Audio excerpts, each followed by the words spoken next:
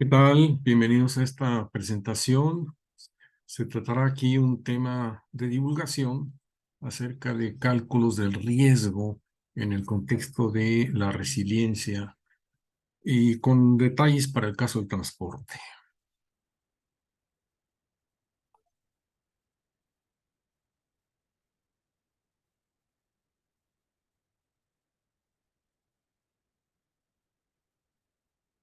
Aquí en esta lámina se muestra brevemente en el análisis de resiliencia, particularmente en la etapa previa en la planeación, antes de un evento disruptivo de carácter extraordinario y de impacto descomunal, hay 4 elementos para analizar que sirven para dimensionar esta resiliencia.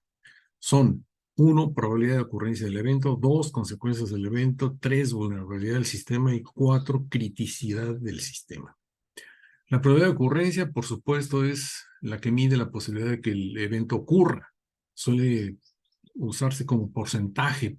Por ejemplo, aquí dice la probabilidad de 0.15, pues significa que es el 15% de ocurrencia de probabilidad.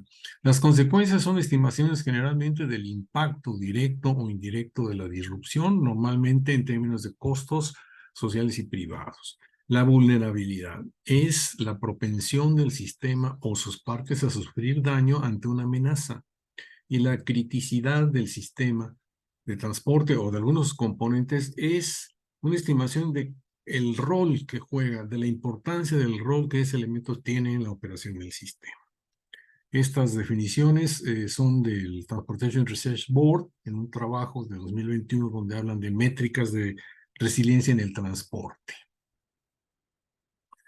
Amenazas típicas al sistema de transporte, bueno, se han clasificado como de orden meteorológico, avalanchas, flujos de escombros, incendios forestales, etcétera; geológicas, sismos, hundimiento de tierras, caída de rocas; derivadas del cambio climático, los cambios en los promedios de valores extremos, estacionalidad de lluvias o de temperaturas, aumento del nivel del mar; y causa humana, esa es muy conocida: terrorismo, sabotaje, bloqueos, huelgas, etcétera. Estas amenazas, cuando ocurren, impactan de manera importante a cualquier sistema de transporte.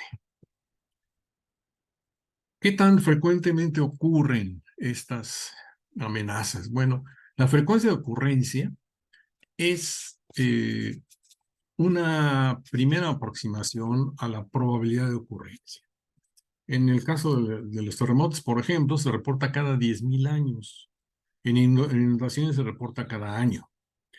El intervalo de recurrencia media que se menciona aquí es el valor promedio, el tiempo promedio entre ocurrencias de este tipo de amenaza. Aquí hay una tabla propuesta por el National Institute of Standards and Technology norteamericano, donde la clasificación de las amenazas que están aquí, nevadas, viento fuerte, inundación, etcétera, se clasifican en 3 niveles de rutina, correspondientes a amenazas que tienen un impacto mínimo, no hay mucha preocupación sobre eso.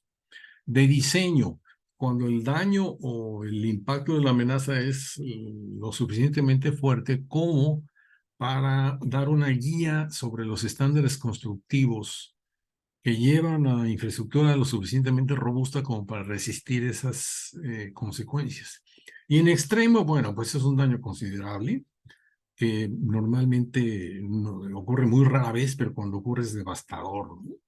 En el caso de las nevadas, se dice aquí, por parte de este instituto, que el nivel de daño extremo hay que preguntar a los expertos. En otros casos, por ejemplo, en el caso de nevadas de diseño, el intervalo de recurrencia medio se ubica de 300 a 500 años o con una probabilidad entre 15 y 10% en un periodo de 50 años. Noten en la tabla que la probabilidad va disminuyendo a medida que el evento es cada vez más intenso en su daño. Bueno, pues con todos estos antecedentes llegamos al concepto de riesgo. Este concepto cambia según el campo de aplicación. Por ejemplo, el área de administración de proyectos lo define como algo incierto, un evento incierto que si ocurre afecta al menos a uno de los objetivos del proyecto: alcances, cronograma, costos, calidad. Para la planeación, cuando se va a evaluar el riesgo, hay que tomar en cuenta la probabilidad de ocurrencia y la magnitud del impacto. ¿Para qué? Para desarrollar el plan de respuesta. Esto ya empieza a sugerir la estimación de un valor esperado en el sentido probabilístico.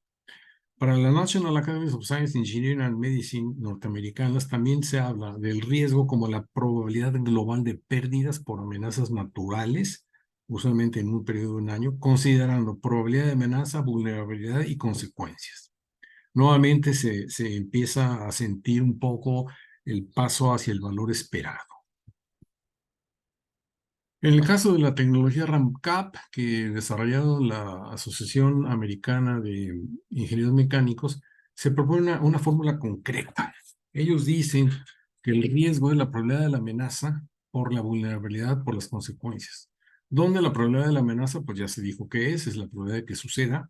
La vulnerabilidad se trata aquí, o se define por esta asociación, como la probabilidad de que el activo se dañe en ese escenario, es decir, no solamente tiene que estar presente, sino además sufrir daño.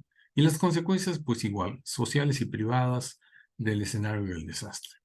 Cuando se desarrolla esta variante de vulnerabilidad como una probabilidad, se incluye como una probabilidad condicional, aquí está el resultado, y al fin de cuentas nos queda un valor esperado, que es la probabilidad de que haya la amenaza y además que el elemento se dañe, multiplicado por las consecuencias. Noten que aquí abajo, en esta probabilidad conjunta, no hay independencia de eventos, puesto que el daño se produce siempre y cuando el elemento haya estado presente en el escenario de la amenaza.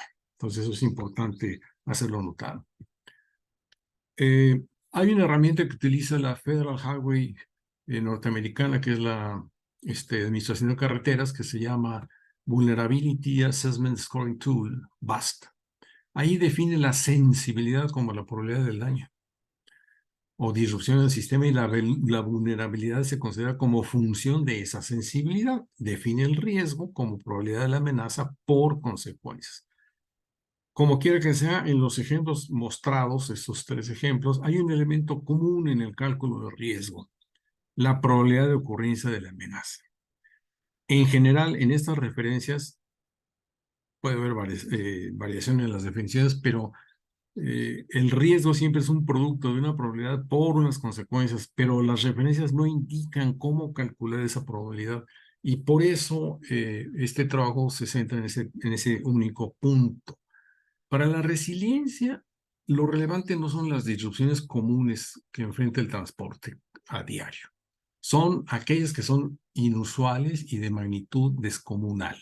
Aquí hay un ejemplo: el sismo de 7.3 grados Richter en Kobe, Japón, o el huracán categoría 5 Katrina en Luisiana, produjeron efectos devastadores que hasta la fecha pues todavía se pueden observar por ahí, ¿no? Bueno, ¿qué pasa con las amenazas? Se manifiestan con cantidades físicas, niveles de lluvia, nivel de crecida, magnitud del terremoto, etcétera. Y estas magnitudes se pueden considerar variables aleatorias representadas por alguna distribución de probabilidad. Puesto que interesan las probabilidades de los valores más extremos de esas distribuciones, sale al paso naturalmente la rama de la estadística que se llama teoría de valores extremos. En el año 1928 se publicó el teorema de Fisher-Tippett-Gnedenko, que también se llama primer teorema de la teoría de los valores extremos, donde Fisher y Tippett identificaron todas las posibles distribuciones para valores extremos. El resultado central del teorema aquí está brevemente descrito: si hay una sucesión de variables aleatorias con máximos parciales, es decir, observaciones del fenómeno, lluvia, a nivel del mar, cosas de estilo. Si el límite de esta variable aleatoria, que es el máximo parcial centrado y escalado con las variables AN y BN, si converge en distribución a una variable G no degenerada, entonces solo puede haber tres posibilidades: que esa distribución de probabilidad sea Gumbel o Fréchet o Weibull. Aquí están las conocidas fórmulas para esas tres distribuciones, y esa es la herramienta a utilizar. Aquí hay un ejemplo numérico. En este ejemplo numérico se muestran datos de la estación Villa Las Rosas en Chiapas de la Conagua desde el año 99 hasta el año 2010. Se ve que en el año 2003 y 2004 la precipitación máxima de 24 horas fue muy alta, fue excepcional. Y bueno, con estos datos uno se pregunta, ¿qué hacemos? Bueno, tomamos los datos, les aplicamos una prueba de bondad de ajuste, se escogen 3 distribuciones de probabilidad que ofrece un paquete que se llama Minitab con un nivel de significación del 5%, ese es el test de Anderson-Darling y aquí están los resultados. Esta es la estadística descriptiva general, donde se nota la media de 178, el mínimo de 62, el máximo de 400. Hay un sesgo de 1.18 que indica que se trata de una distribución con una cola a la derecha importante. De la bondad de ajuste, notamos que el máximo valor extremo, que es una distribución que proporciona el paquete, no rebasa, tiene un p-value muy pequeño. En cambio, la Weibull de 3 parámetros tiene un muy buen valor, 0.223, que supera ampliamente el 5% y es la que se elige como el modelo probabilístico para estos datos. Tomando ese modelo probabilístico, una Weibull con estos parámetros ya encontrados, que fue el del mayor valor P, se calculan entonces ya las probabilidades de escenarios concretos. Por ejemplo, ¿cuál es la probabilidad de que la lluvia máxima en 24 horas exceda los 250 milímetros? Bueno, pues se hace el cálculo utilizando la fórmula de esta Weibull ya ajustada. El resultado salió 21,0965, eso también lo produce Minitab cuando uno le pregunta, dame la probabilidad para esta distribución concreta. Eso significa que con 21,1% de probabilidad el escenario ocurrirá, es decir, en cada 100 años, en 21,1 años en promedio se rebasa ese nivel. O lo que es lo mismo, en promedio el escenario ocurrirá cada 100 años divididos entre 21 que ocurren cada 4.7 años, que es el llamado periodo de retorno del evento. En la práctica, el diseño de infraestructura o los estándares de prevención se interesan en los niveles de lluvia a considerar para un periodo de retorno muy largo, por ejemplo, 50 años con probabilidad 0.02. Con esta distribución Weibull que se encontró, se pregunta cuál valor de la variable aleatoria deja a su derecha el 2% de área, y aquí está la gráfica, ¿no? Se requeriría un nivel de lluvia de 482.5 milímetros, que es bastante grande. Conclusiones, bueno, el transporte es afectado por diversas amenazas, pero el interés para la resiliencia está en los eventos inesperados y de magnitud desmedida. Un elemento importante en la planeación para la resiliencia es evaluar el riesgo, y en todos los casos el riesgo es el producto de la probabilidad de la amenaza por las consecuencias. Las referencias no suelen indicar cómo se calcula la probabilidad.